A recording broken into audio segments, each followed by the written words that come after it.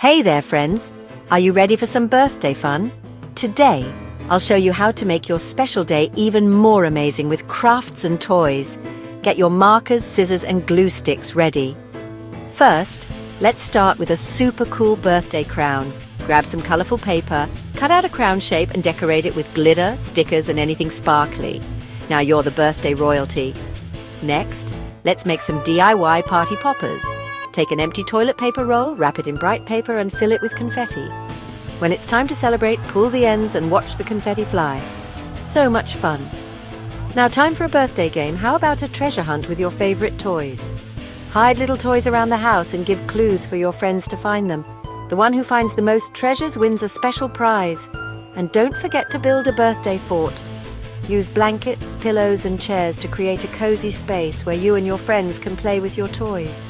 Pretend it's a magical castle or a secret hideout. Birthdays are all about having fun and making memories. So get creative with these crafts and toys and have the best birthday ever. Thanks for watching, and don't forget to like and subscribe for more awesome ideas. Happy birthday, everyone. Bye for now.